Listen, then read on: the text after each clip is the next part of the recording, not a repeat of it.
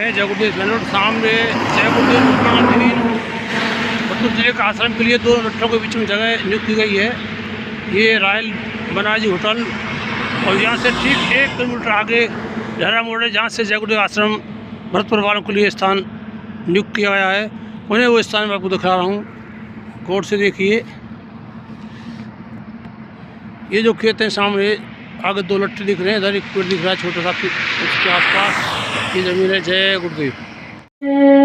आप देख रहे हैं जय गुरुदेव चैनल। इसमें मौजूद में भोला होम्स आगरा के अंदर 19 जनवरी 2023 को आप सीधा प्रसारण देखेंगे। कुछ क्षणों में यहाँ पे जय गुरुदेव महाराज के वचनों का सत्संग प्रारंभ होगा, जिसको वचन सुनाने के लिए श्रीमान मुरारी जी खटोटी राजस्थान से पधारे हुए हैं। इस समय प्रार्थना का आयोजन चल रहा हुआ है। जय गुरुदेव। 24 घंटे भजन नहीं कर सकते। महात्माओं ने कितना सुलभ किया। धर्म प्रेमियों, माता बहन देवियों, गुरु महाराज ने कहा चलो 24 घंटे की बात छोड़ो, 22 घंटे तुम संसार के काम करो।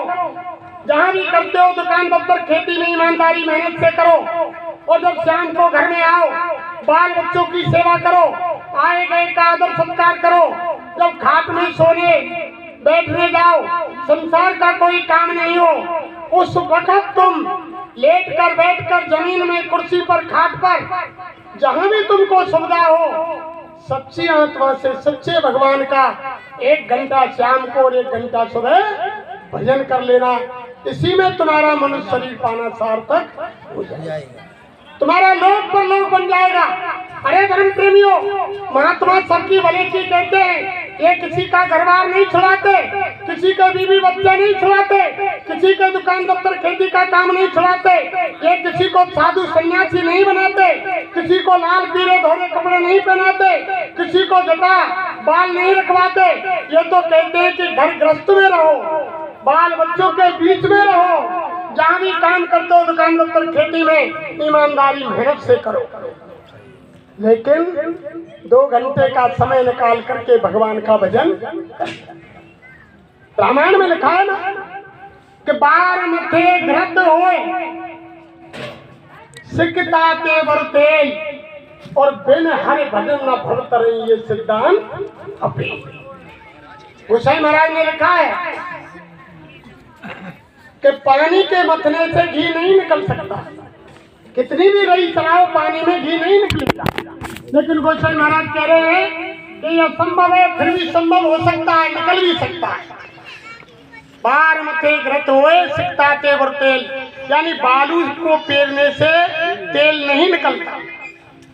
लेकिन गोसाई महाराज कह रहे हैं कि यह संभव है, संभव हो सकता है, लेकिन ऐसा कदापि नहीं होगा कि बिन हरि भजन न भवत रही ये सिद्धांत अपे।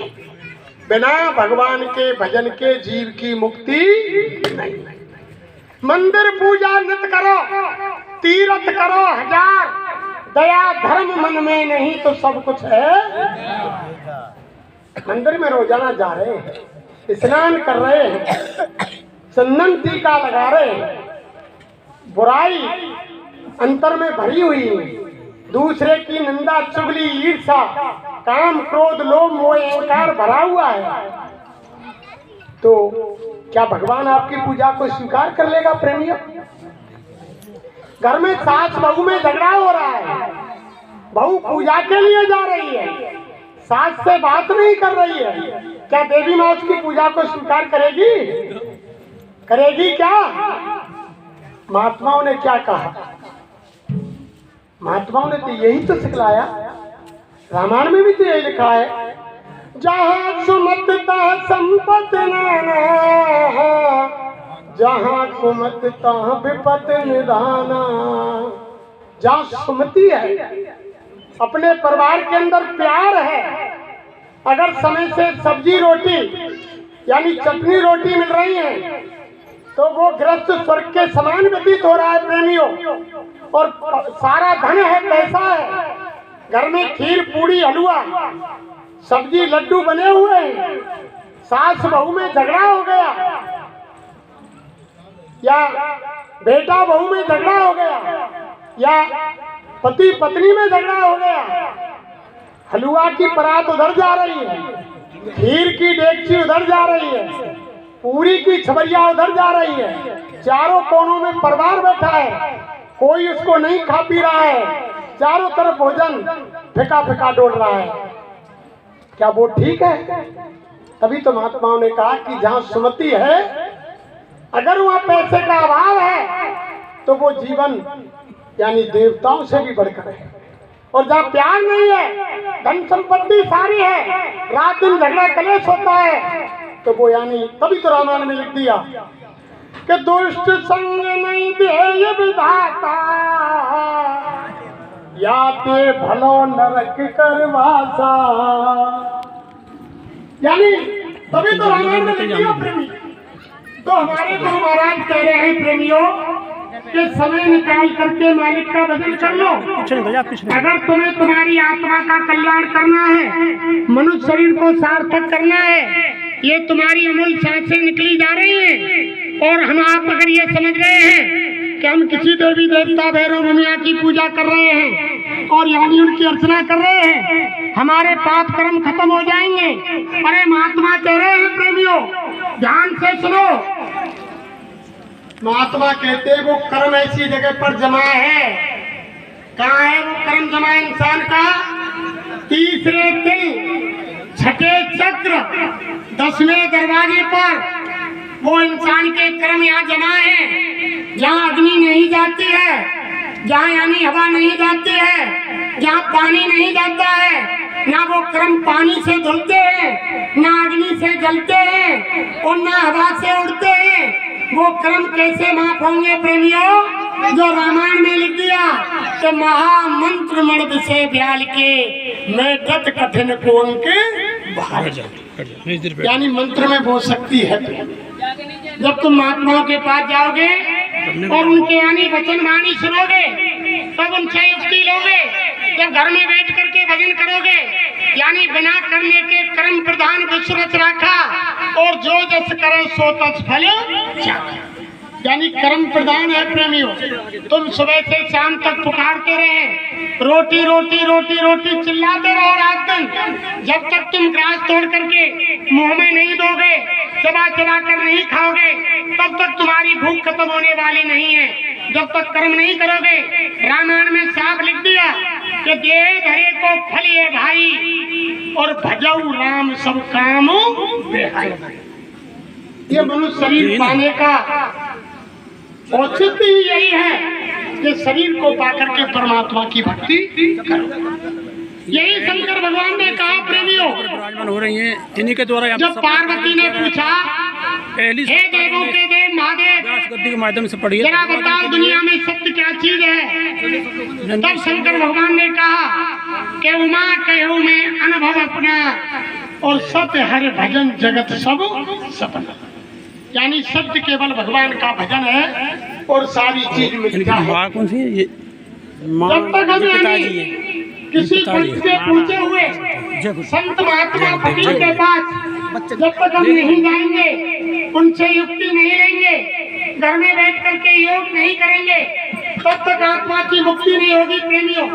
अभी तो कहा है जय गुरुदेव बड़े बड़े प्रोग्राम के लिए चलेंगे भगवान, तो गुरु के बिना कैसे मिलेंगे भगवान, तो है गुरु के बिना कैसे मिलेंगे सतनाम, तो है सतगुरु के बिना कैसे मिलेंगे सतनाम, तो है सतगुरु के बिना। धूना रमाओ चाहे भस्मी रमाओ, धूना रमाओ चाहे भस्मी रमाओ, कितनों लगा लो ध्यान गुरु के बिना, चाहे कितनों लगा लो ध्यान, तो है गुरु के बिना कैसे मिलेंगे भगवान, तो है सतगुरु के बिना कैसे मिलेंगे भगवान, तो है जटार काले जाए मुंडन कराए लो जटार काले जाए मुंडन करा लो चाहे फराए लो कान तो है गुरु के बिना चाहे फराए लो कान तो है गुरु के बिना कैसे मिलेंगे सतनाम तो है सतगुरु के बिना कैसे मिलेंगे भगवान तो है सतगुरु के बिना गंगा नहाने जाओ जमुना नहा लो गंगा नहाने जाओ जमुना नहा लो चाहे नहाओ चारों धाम तो है सतगुरु के बिना चाहे नहा लो चारों धाम तो है सतगुरु के बिना कैसे मिलेंगे भगवान तो है गुरु के बिना कैसे मिलेंगे भगवान तो है सतगुरु के बिना गीता पढ़ लो चाहे पढ़ो रामायण गीता पढ़ो चाहे पढ़ो रामायण चाहे पढ़ लो वेद पुराण तो है गुरु के बिना चाहे पढ़ लो वेद पुराण तो है गुरु के बिना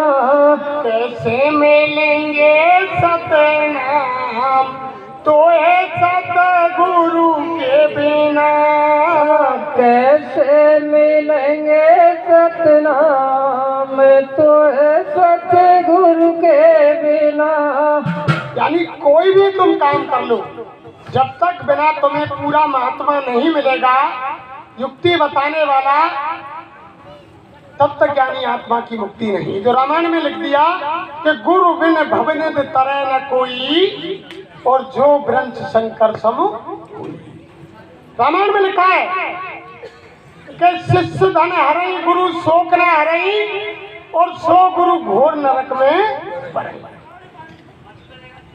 गुरु अंध बधिर कर चेला एक नहीं सुने एक नहीं देखा अंधो गुरु और भैरव चेला और दो नरक में ठेलम दोनों को नरक जाना पड़ेगा जब तक वो पूरा गुरु नहीं मिलेगा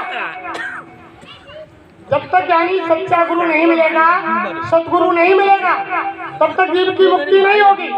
यानी पहले समय में प्रेमियों गुरु को खोजने के लिए हमारे प्रेमी बुजुर्ग यानी जंगल जाते थे। किसी ने 5 साल 10 साल 2 साल 4 साल महात्माओं के आश्रमों पर धोती लंगोटी धोई बर्तन साफ किए झाड़ू लगाए लंगड़ बनाए जंगल से लकड़ी लाए लेकिन महात्माओं ने कह दिया कि बच्चा तुम अभी इसके लायक नहीं हो घर चले जाओ। वो नाम की दौलत नहीं हुई।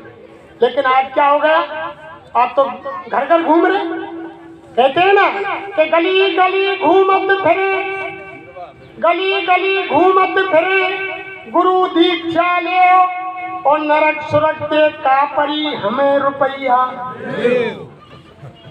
सवाल तुमने कह दी क्या होते कि बाबा वो चेला बना लो चेली बना लो कि बेटा दक्षिणा लिया 5 कपड़ा लिया ये कंठील है लेकिन मेरी कोई गारंटी ना है कि तू स्वर्ग में जाएगा।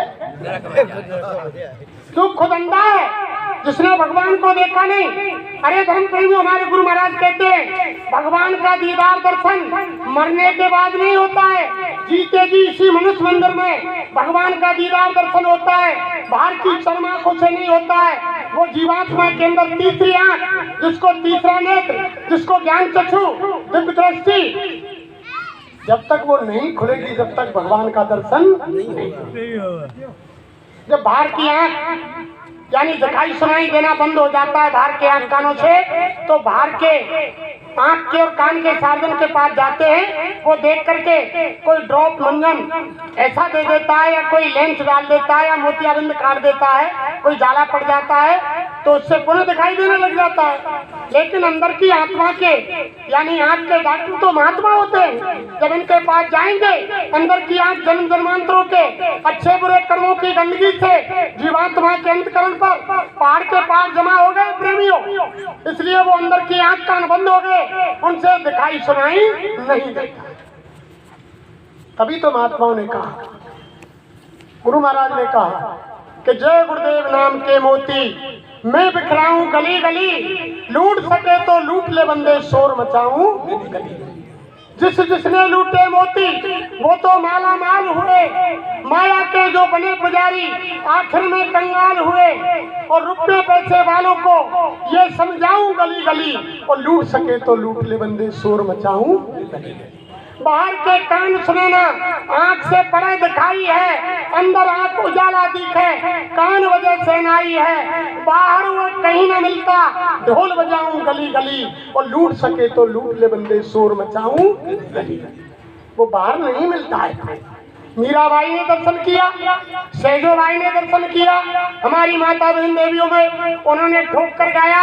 मीराबाई ने अपने पैर में पायल बांध के राज परिवार को छोड़ करके, महल खजाने को छोड़ करके, मीराबाई ने कहा कि पग घुंघरू बांध मीरा नाची रे, और लोग कहे मीरा बही बाबरी सास कहे कुल नाची। जब मीरा को वो सच्चे यानी उसके मालिक सच्चे पति वो यानी सदगुरु परमात्मा मिल गए, तो मीरा भाई नाचने लग गई, और फिर कहा पायो जी मैंने नाम रतन धन, वैष्णव मोलक दी मेरे सतगुरु करी कृपा अपनायो, पायो जी मैंने नाम रतन धन। मीराबाई ने पाया। जीते जी भगवान मिलता है प्रेमी, मरने के बाद नहीं मिलता है, वो बिना गुरु के नहीं मिलता है। जब तक पूरे महात्मा सतगुरु नहीं मिलेंगे तब तक भगवान का रास्ता नहीं बताएंगे। और देखो प्रेमियों, अगर कोई तुमने गुरु बना लिया और वो ये कह रहा है कि यानी तुम मंदिर जाओ, वहाँ जाओ, तुम्हारे कर्म माफ हो जाएंगे, कर्मों की माफी कहाँ मिलती है? ये रामायण में भी गोसाई महाराज ने लिखा है, भगवान राम ने कहा है कि काल रूप में तिन कर भ्राता, शुभ और अशुभ कर्म फल। भगवान राम ने कहा मैं कालों का काल हूँ, और जो जैसा कर्म करता है उसके कर्म का फल देता। भगवान माफ नहीं करता है प्रेमियों, भगवान न्यायकारी है, जज है, न्यायाधीश है, वो जैसा कर्म करता है उसका फल देता। करे बुराई सुख चाहे, और कैसे सुख को पाए, और बोवे पेड़ बबूल को आम कहते। अगर तुम बुराई कर रहे हैं, गलत कर्म कर रहे हैं, और भगवान से यानी बबूल का पेड़ बो रहे हैं, और भगवान से प्रार्थना कर रहे हैं हे भगवान इस बबूल के पेड़ में आम आने चाहिए, तो आम कैसे लग जाएंगे? वो तो कांटे ही मिलेंगे। तो भगवान न्यायकारी है।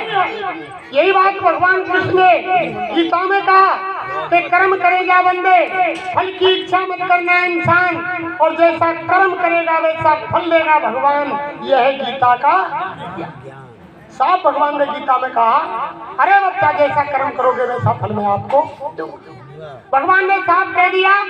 राम ने कहा, कृष्ण ने कहा, अरे देखो दुनिया वालों, तुम यानी कर्म करने के लिए आजाद हो, कोई कैसा भी कर्म करो, तुम्हारे हाथ को आकर के मैं नहीं पकड़ूंगा, तुम्हारी जबान को नहीं रोकूंगा, तुम्हारे शरीर को नहीं रोकूंगा, तुम्हारी आंख को नहीं रोकूंगा, तुम्हारे कान को नहीं रोकूंगा। अच्छा करो, अच्छा खाओ, बुरा करो, जो भी तुम जैसा करो, लेकिन तुम्हारे हाथ को नहीं रोकूंगा। लेकिन जो तुम्हारा कर्म फल होगा उसका देने वाला मैं हूं। उस कर्म के आने अच्छा बुरे की सजा मैं दूं। भगवान माफ नहीं करता है, भगवान तो कर्म की सजा देता है। माफी कहाँ मिलती है? संत फकीरों के दरबार में, जो रामायण में लिख दिया कि सन्मुख होए जीव मम जबहि, और जन्म को टगना से तबहि। जब जीव मेरे सामने आता है, करोड़ों जन्मों के किए हुए पाप कैसे जल जाते हैं? रामायण में क्या लिखा है कि जबई नाम हृदय परे, और होए पाप को नाश, और जो चिंगारी आपकी परे पुरानी घास। जब महात्माओं के वचन, संत महापुरुषों के वचन जब हृदय में पड़ते हैं तो हमारे कर्म ऐसे यही आते हैं भाई बहनों। कोई गरी घास का ढेर हो, एक माचिस की तीली डाल दी जाए, एक चिंगारी आंच की डाल दी जाए, एक मुट्ठी राख हो जाती है। ऐसे जीव के कर्म जल जाते हैं। हमारे गुरु महाराज ने सत्संग सुनाने के बाद कहा, अरे बच्चे बच्चियों, गुरु महाराज ने जब सत्संग दिया उसके बाद कहा, अरे बच्चे बच्चियों नाम दान ले लो, आलती पालती मार कर बैठ जाओ। तो गुरु महाराज क्या कहते थे, अरे सुनो बच्चे बच्चियों, जो अब तक जो तुमने किया जो किया, लेकिन आगे किसी की मुर्दा मिट्टी मत खाना और कोई ऐसा बुद्धिनाशक नशा मत करना जिससे माँ बहन बहू बेटी की पहचान खत्म हो जाए। ये गुरु महाराज ने कहा। इसका मतलब ये होता है कि गुरु महाराज ने धर्मराज के खाते से यानी संचित और यानी क्रियामान कर्म का खाता ही फाड़ करके फेंक दिया। महात्मा जिस समय नामदान देते हैं उनकी दृष्टि पड़ती है प्रेमियों, जन्म जन्मांतरों के कर्म को जला करके भस्म करते थे, तभी तो वो नाम की दौलत ठहरती है। अगर किसी खराब बर्तन के अंदर हमारी माता बहन देवियां गाय भैंस के दूध को, अगर नींबू पड़ा हुआ है, बर्तन में खटाई पड़ी हुई है, अगर उसमें दूध को धो लिया जाए तो गर्म करने के बाद फौरन फट जाएगा। ऐसे ही अगर हमारा बर्तन ठीक नहीं है, अच्छी चीज रखी जाए, वो नाम की दौलत रखी जाए, तो वो कदापि इसमें ठहरने वाली नहीं है। लेकिन जब महात्माओं के सामने पहुंच जाते हैं तो ये बर्तन को पाक साफ कर देते हैं, तब वो नाम की दौलत उसमें ठहरती है। देखो धर्म प्रेमियों, ये बुद्धि का विषय नहीं है। जो महात्माओं की ये वाणी है, ये आध्यात्मवाद का खेल है, ये बुद्धि का विषय नहीं है। रामायण में लिख दिया कि नाम रूप दो अखत कहानी, समझी जाए न जाए बखानी। यानी ये बुद्धि का विषय नहीं है। जहाँ तक हमारी बुद्धि संसार में जा रही है, जहाँ हमारी बुद्धि का विषय खत्म हो जाता है, वहाँ से संत मत की पहली दर्जा की पढ़ाई शुरू होती है। देखो मैं आपको बताऊं, एक सर्वानंद नाम के ब्राह्मण थे प्रेमी, ध्यान से सुनो, सर्वानंद नाम के ब्राह्मण थे। 4 वेद 6 7 18 12 कुछ सबके यानी गाता और बैल के ऊपर सारे शास्त्रों को लाद कर चलते थे। पूरे हिंदुस्तान में उन्होंने कोई ऐसा नहीं छोड़ा जो शास्त्रार्थ में उसको हराया नहीं हो। सर्वानंद ने इतने शास्त्र पढ़े प्रेमियों, बैल पर लाद कर चलते थे। जब सबको भारत में हरा करके सर्वानंद जब अपने घर आए, उनकी मां शारदा देवी जब घर आए, मां को प्रणाम किया। मां ने कहा कि बेटा सर्वानंद, तुम बहुत बड़े दिन में आए हो, बहुत समय हो गया। तब सर्वानंद ने कहा, अरे मां सर्वानंद मत कहो, मुझसे कहो सर्वजीत। मैं पूरे भारत में सब विद्वानों को शास्त्रार्थ में हरा दिया, मुझसे सर्वाजीत कहो मां, सर्वानंद मत कहो। तब मां शारदा देवी ने कहा कि बेटा सर्वानंद, मैं ऐसे नहीं मानती कि तुमने सबको परास्त कर दिया। मैं जब जानूंगी काशी के अंदर साहिब कबीर रहते हैं, अगर तुमने उनको शास्त्रार्थ में परास्त कर दिया, हरा दिया, तो मैं मान जाऊंगी कि तुम सर्वाजीत हो। उन्होंने कहा कि माँ, मैं भोजन तभी करूंगा जब साहिब कबीर को शास्त्रार्थ में हरा करके वापस आऊंगा। बैल पर सारे शास्त्र लाद करके सर्वानंद काशी में वो रहती थी माँ शारदा देवी। जिस गली में साहिब कबीर रहते थे वहां जाकर के पहुंच गए। साहिब कबीर कुटिया में अंदर थे। बाहर से आवाज लगाई सर्वानंद ने, अरे यहाँ कबीर है भैया, कबीर। जब आवाज सुनी तो कमाली भारती, कमाली उनकी पुत्री, कि भैया बताओ क्या काम है, क्या उनसे मिलना चाहते हैं। बैल साथ में था, बैल के दोनों तरफ झोलियों में सारे शास्त्र लदे हुए थे प्रमाण के लिए। अगर कोई माने नहीं तो शास्त्र निकाल के प्रमाण दे दूं। जब कमाली ने कहा कि भैया ब्राह्मण देव, कबीर से मिलने की राय में सकरी गैल और पैर न टिके पिपील का लाद चले हो तुम बैल। कमाली ने कहा कि हे ब्राह्मण देव, तुम कबीर से मिलने आए हो और कबीर से मिलने का तो रास्ता बहुत टेढ़ा मेढ़ा है, ऐसी सकरी गली है, वहाँ चींटी का भी पैर नहीं रुकता है, फिसल जाता है, और तुम कबीर से मिलने चल दिए। इतने में कबीर साहब निकल आए। गुरु महाराज ने बताई ना, जो बंकनाल से जब जीवात्मा प्रवेश करती है तो बंकनाल पर कितना छोटा दरवाजा है, सुई में जो धागा पोया जाता है, सबसे छोटी सुई, उस नाके के लाख हिस्सा किए जाएं, इतना सकरा दरवाजा बंकनाल पर है, जीवात्मा उसमें होकर के प्रवेश करती है। तब कमाली ने कहा कि कबीर से मिलने की तो बहुत सकरी गैल है, तुम बैल को लाद कर चले जा रहे हो, वह चींटी का पैर तक नहीं टिकता है। कबीर निकल आए। कबीर ने पूछा, अरे भैया ब्राह्मण देव, इस बच्ची की बात छोड़, बताओ तुम्हें कैसे आना हुआ। तब सर्वानंद ने कहा, देख कबीर, हम तुमसे शास्त्रार्थ करने के लिए आए और प्रमाण देने के लिए बैल पर सारे शास्त्र लाद कर लाए हैं, तुम हमसे शास्त्रार्थ करो। कबीर ने कहा कि भैया सर्वानंद, हे ब्राह्मण देव, मैंने तो स्कूल में एक दिन भी शिक्षा प्राप्त नहीं की, मैं तो अनपढ़ हूँ, ठोठ गंवार हूँ, मैं आपसे शास्त्रार्थ क्या कर सकता हूँ, तो हार मान लो। कबीर साहब ने कहा, भैया सर्वानंद, मैंने हार मान ली। कि नहीं नहीं, माँ को मैं क्या बताऊंगा, ऐसे हार नहीं, मैं बही निकालता हूँ, कापी निकालता हूँ, उसमें तुम लिखो कि सर्वानंद से शास्त्रार्थ में कबीर साहब हार गए और तुम्हारे दस्तखत करो।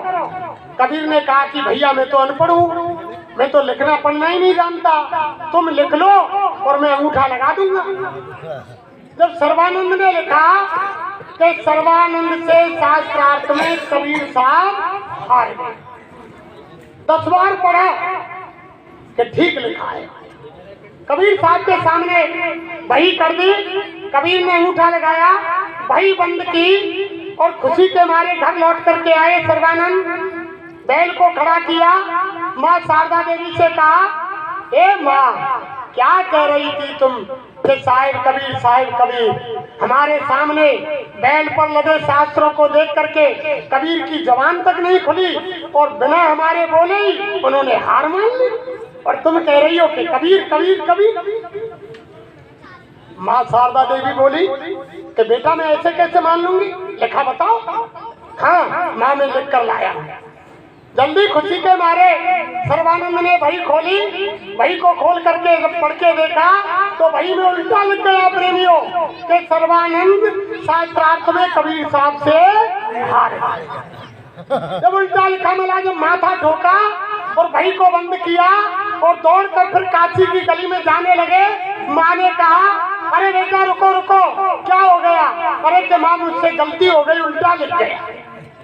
फिर कबीर के पास जाकर पहुंचे, कबीर से कहा, कबीर ने जैसे सर्वानंद को देखा, अरे ब्राह्मण देव फिर कैसे आना हुआ।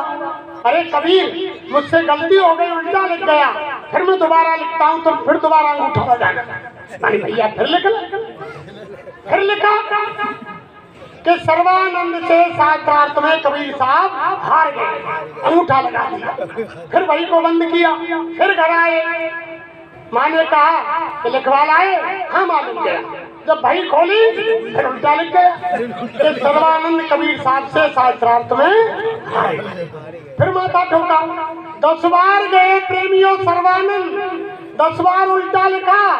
जब लिखने के बाद माँ के चरणों में गिर गए, हे माँ ये कौन सी विद्या है, मैंने 4 वेद सैवठात और यानी सारे उपनिषद 18 पुराण सबको पढ़ा और सबको हिंदुस्तान में शास्त्रार्थ में परास्त किया, ये कौन सी विद्या है जो मेरी समझ में नहीं आ रही है, लिखता हूँ कुछ और लिख जाता है कुछ।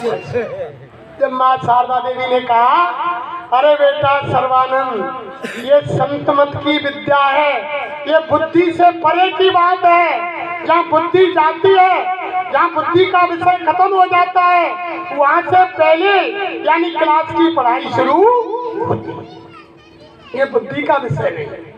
फिर मैं क्या करूं? अरे कि तुम कबीर के पास जाओ, उनसे माफी मांगो, वो दयालु हैं, संत हैं, तुम्हें माफ करेंगे और युक्ति बताएंगे इस विद्या की। दौड़े दौड़े सर्वानंद कबीर के पास गए, पैरों में गिर गए। साहिब कबीर, मैंने तुमको नहीं पहचाना, मेरी भूल स्वीकार करो। मैं एक घमंड में था, शास्त्रों के ज्ञान के घमंड में था, मैंने आपको नहीं जाना कि ये बुद्धि से परे की विद्या है। मुझ पर दया करो, मुझको बताओ ये कौन सी विद्या है। तब कबीर ने कहा, अरे ब्राह्मण देव सर्वानंद, मुझको इतना समय नहीं है, समय लगेगा बताने में। तुम पास के एक शहर में मेरे लालू भगत रहते हैं, लालू भगत, तुम उनके पास चले जाओ, इस विद्या का भेद लालू भगत आपको बता देगा। और सर्वानंद के दिल से लग गई प्रेमी कि इस विद्या का भेद मुझे मिले। अब वो वहां से चल दिए, शहर में आए, पूछते पूछते लालू भगत के वहां गए। लालू भगत लकड़ी का काम करते थे, लालू भगत अर्थी बना रहे थे। उस समय जब इंसान मर जाता है, जब अर्थी बनाई जाती है ना, तो अर्थी बना रहे थे।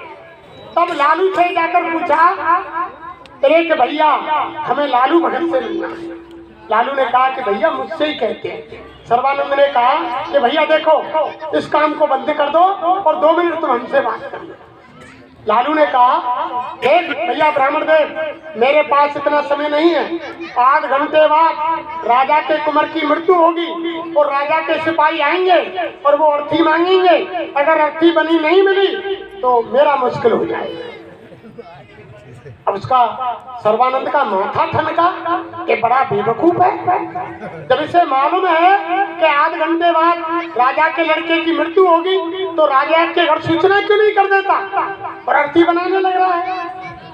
सर्वानंद बैठ गया कि बड़ी अजीब बात है। इतने में बुजुर्ग आ गया, प्रेमी बुजुर्ग आ गया। बुजुर्ग ने कहा कि भैया लालू भगत, वो हुक्के के लिए आँच चाहिए मुझे, तलब उठ रही है, मेरी आँच बुझ गई।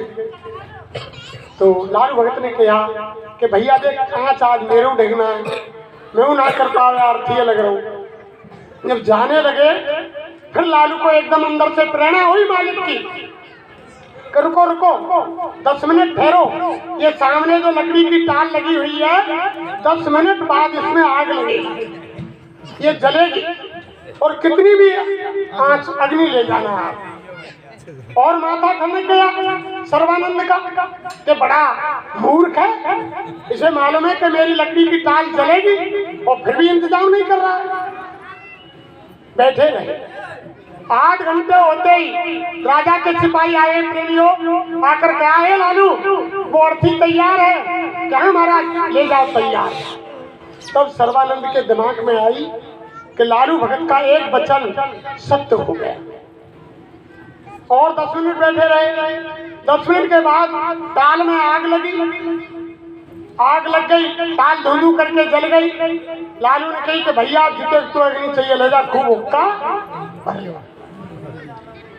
अब जब फ्री है वो, जब आने कही सर्वानंद थे कि भैया ब्राह्मण देव, अब तू बता तेरी कौन सी बात है। अब सर्वानंद अपनी बातें तो भूल गए। अब कहने लगे, लालू भगत भैया मेरी बातें छोड़, तू न्यू बता कि जब तुम्हें मालूम ही कि आधा घंटे बाद राजा कुंवर खत्म होगो तो तेने राजा खबर क्यों ना करी, और 10 मिनट बाद तेरी टाल में आग लगेगी तो तेन टाल को इंतजाम क्यों ना करो, आप पानी डाल देते हो या दूसरी जगह रखवा देते हो। अब लालू भगत बोलो कि सुन ब्राह्मण देव, राजा के कुंवर के मरने में आधा घंटा, टाल जलने में 10 मिनट, तुम्हारे मरने में 7 दिन है, 7 दिन। ये सामने बरका वृक्ष दिख रहा है, इस पेड़ के नीचे आज के 7वें रोज तुमको फांसी लगेगी, फांसी। सुन ले ब्राह्मण देव, तो पे इंतजाम करो जाए तो। अब ब्राह्मण के वन किया के 2 वचन सत्य है, झूठ ना हुए, फांसी अवश्य लगेगी आके नीचे। ब्राह्मण देव ने धोती ऊपर की प्रेमियों और भग दोए उसी समय। लगातार 3 दिन चले। 3 दिन की रात जब हो गई, शाम को हारे थके एक जंगल में जाकर पेड़ के नीचे गिर पड़े और विचार करने लगे कि 3.5 दिन हो गए और मैं बहुत दूर चला आया और इतना ही दूर और निकल जाऊंगा, ना वो पेड़ के नीचे मैं जाऊं और ना मेरी फांसी। हारो नहीं दो प्रेमी, भूखो प्यासो, पेड़ के नीचे नींद आ गई, सो गो। जब सो गो, सुबह भयो तो दिशाएं भूल गो कि मैं कौन सी दिशा से आयो। पानी कहीं का मुँह और चल तू इसे कहीं 3.5 दिन, ना वो पेड़ आवो ना वो को फांसी। क्या हुआ प्रेमियों, जिस दिशा से आया उसी दिशा को भूल में पड़ के वापस चल दिया। 3.5 दिन चलने के बाद और भाई रात में फिर 12 बजे बर के पेड़ के नीचे पहुंच गो। भाई कोई होश नहीं के वही शहर आएगा और वही बर को पेड़ आएगा और रात को पेड़ के नीचे जाके सोएगो। प्रेमियों, रात में अचानक क्या हुआ कि राजा के महल में चोरी हो गई। अब 4 चोर जो चोरी करके लाए तो भाई बर के पेड़ के नीचे आए।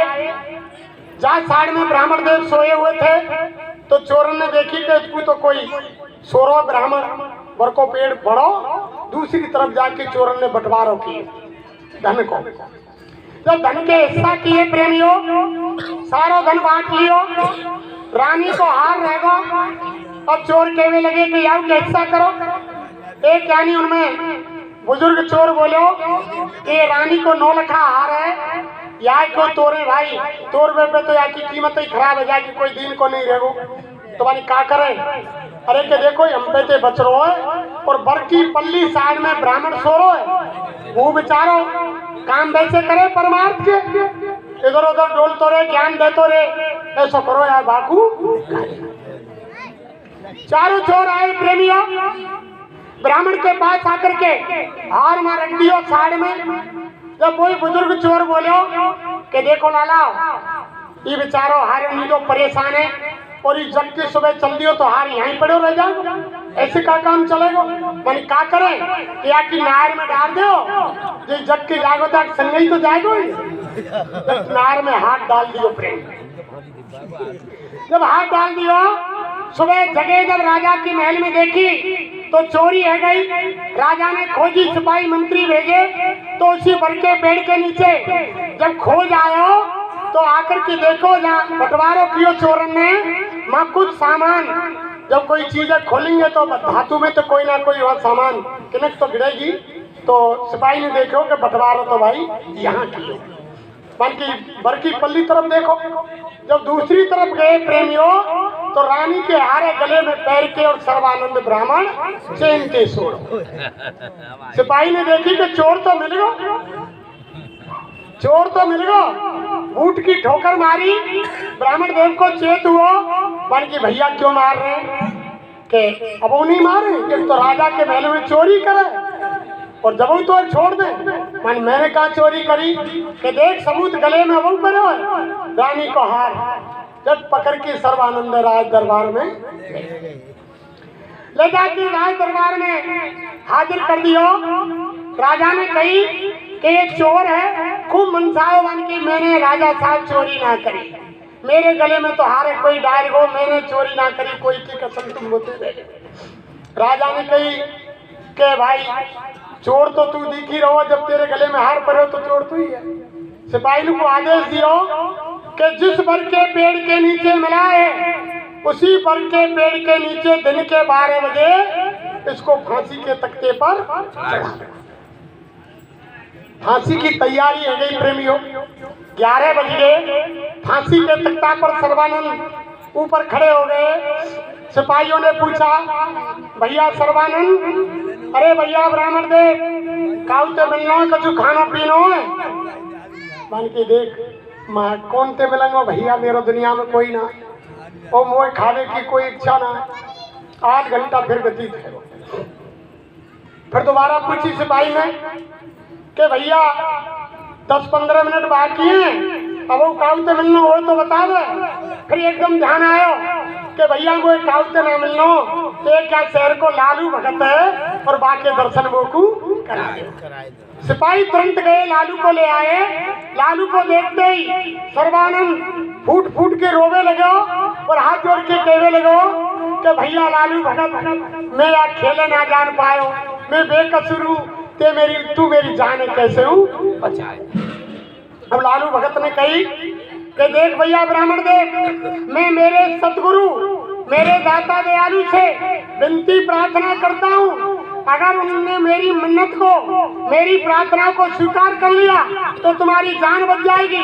तुम भी प्रार्थना करो, संत दयालु होते हैं और मैं भी प्रार्थना करता हूँ। जब यानी सच्चे मन से प्रार्थना की प्रेमियों, तो उधर कबीर साहब के पास उनकी पुकार पहुंची तो कबीर ने कहा कि बेकसूर सर्वानंद ब्राह्मण को फांसी लग रही। जाकर के चोरों की बुद्धि पर बैठे, जो बुढ़ा चोर था कबीर साहब बाकू रात में स्वप्न दियो, अरे के भैया बाकू फांसी लगवे जा रही है और बेकसूर यानी चोरी के इल्जाम में तुम्हारी वजह से उसको फांसी लग रही है, और एक यानी ब्राह्मण की हत्या और दूसरी तुमने चोरी की, तुमको कितनी कठिन सजा मिलेगी। सामान को उठाओ, इकट्ठा करके राजा के दरबार में जमा कर दो। अब बात चोर ने जब स्वप्न देखो, चोरन के पास गो के भैया एक तो बाकू देख बेकसूर को फांसी लग रही है और हमने तो चोरी करी है और ब्राह्मणों हमारी वजह से मारे जा रहा है, हमको तो दो दो सजा मिलेंगी और धने इकट्ठा करो राजा के दरबार में ले चलो। चारों चोरों ने धने इकट्ठा कियो, राजा के मैं पोटली जाके रख दी कि महाराज चोर वो ब्राह्मण देव नहीं है, चोर तो हमें महाराज, हमने चोरी करी और हमने बाकी गले में हार। राजा ने कही ये चोर भी सच्चे हैं और ब्राह्मण देव भी सच्चा है, दोनों को आजाद कर दिया जाए, दोनों छोड़ दिए। कैसे दयालु होते हैं। देखो छोटी मोटी ताकत नहीं। अभी हमने जब सत्संग मालिक के वचन स्टार्ट किए तो बहुत से भाई बहनों ने जय गुरुदेव नहीं बोली, शंका हो गई।